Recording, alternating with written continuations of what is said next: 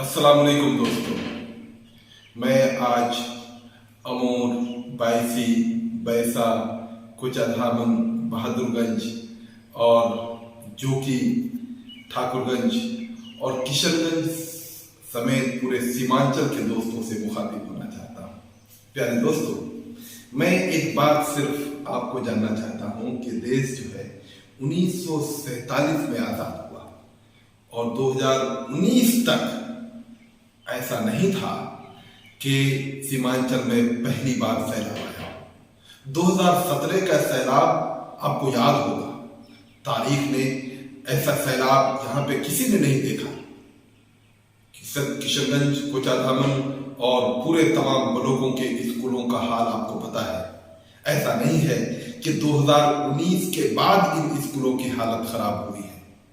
यहाँ के खेती कर रहे मजदूरों की हालत आपको पता है। ऐसा नहीं है कि 2019 के बाद आपके मजदूरों की हालत खराब हुई है।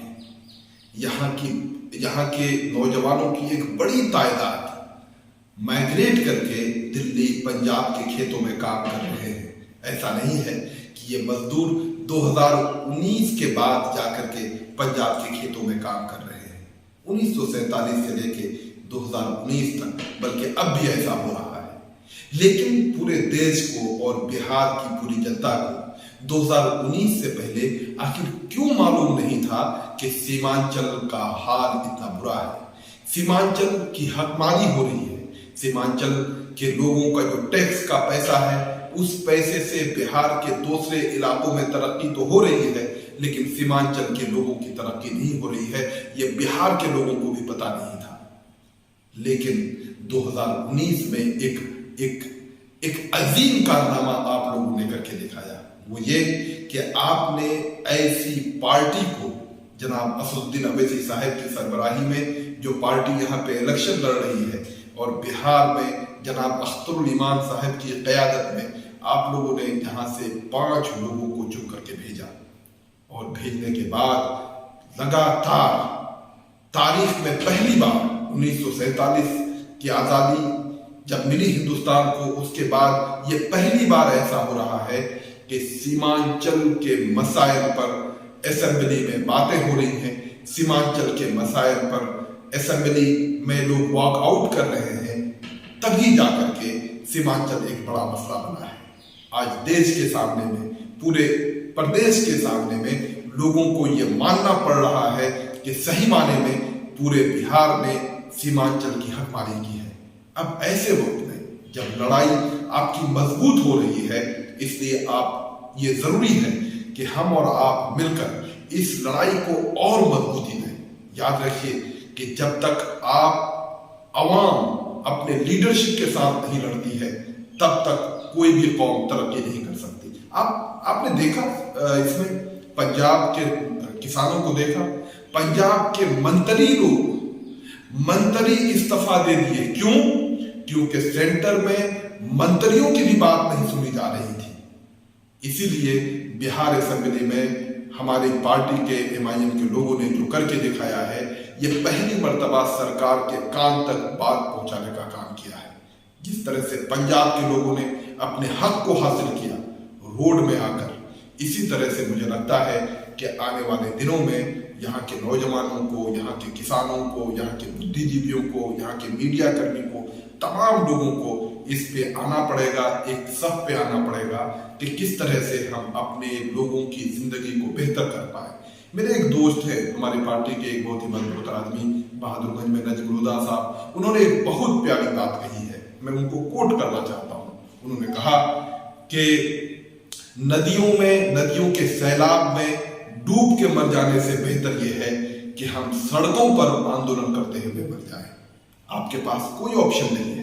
चाहे तो आप आंदोलन करके एक बेहतर जिंदगी की कल्पना करें, आने वाले नस्लों को एक बेहतर जिंदगी दें, अच्छी तालीम का व्यवस्था करें।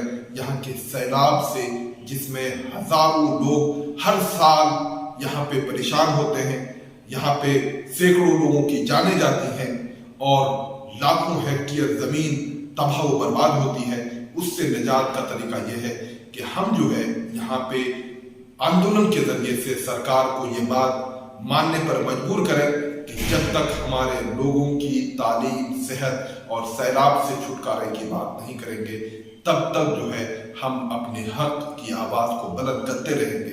और जब तक हमारी बात नहीं सुनी जाती है, तब तक हमारे विधायकों, हमारे रिप्रेजेंटेटिव्स, चाहे दिल्ली में हूं या पटना में हूं, उनकी ये अखलाकी जिम्मेदारी ही नहीं बल्कि उनका फर्ज बनता है कि एक बार नहीं, अगर 100 बार भी असेंबली में हंगामा करके अगर बात सुनाने की जरूरत पड़े और उसकी वजह से माननीय हमारे स्पीकर साहब अगर आपको निकाल के बाहर कर दें, तो आप घबराइए मत, आप शर्माइए मत। ये कोई शर्म की बात नहीं है। जेल जाना मुजाहिदों का काम है। जेल जाना आजादी, अपने लोगों के हक दिलाने वालों का काम है। आप जब तक ऐसा काम करते रहेंगे, सीमांचल के लोग आपको इज्जत से निगाह से देखेंगे। बदनसीबी से हुआ यह है कि अब से पहले जितने भी हमारे यहाँ से सियासतदान गुजरे हैं, ज्यादातर सियासतदानों में से लोगों को बेवकूफ बनाने की कोशिश की है कि हम किसी के जनाजे में चले जाएं, किसी की बेटी के शादी में चले जाएं, किसी के बच्चे को के खतने की भोज में चले जाएं और लोग खुश हो जाते हैं।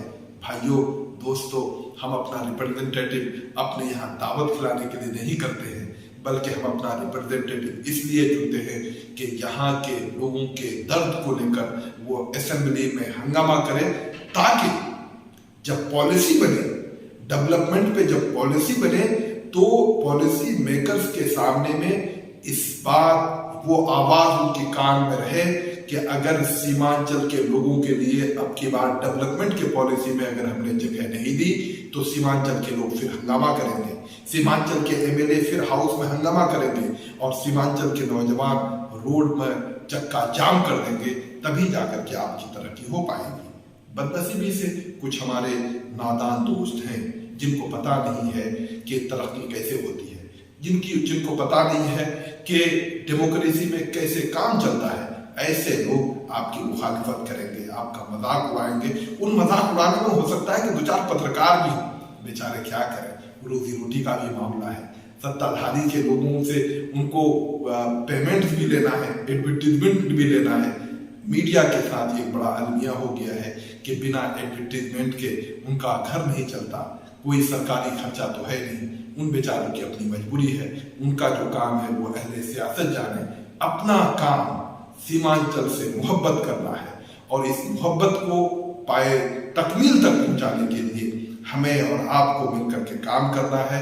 और इंशाअल्लाह आने वाली जनरेशन को अच्छे स्कूल देने हैं, अच्छी तालीम देनी है, अच्छी सेहत के लिए उनके लिए बेहतरीन हॉस्पिटल का काम करना है। और ये काम कोई पॉलिटिकल पार्टी करने वाली नहीं है, बल्कि आपको सरकार के फंड में जो आप टैक्स का पैसा जो जमा करके रखे हुए हैं और उन पैसों से जो नालंदा में जाकर के पार्क बन रहा है और हमें यहाँ पे स्कूल और हॉस्पिटल मैसर नहीं है, तो हमें अपना हक लेकर के यहाँ पर हॉस्पिटल्स बनवाने हैं, सरकार से स्कूल बनवाने हैं, ताकि हम एक अच्छा भविष्य आने वाली जनरेशन को दे पाए, एक बेहतरीन मुस्तकबिल दे पाए। बहुत बहुत शुक्रिया दोस्तों।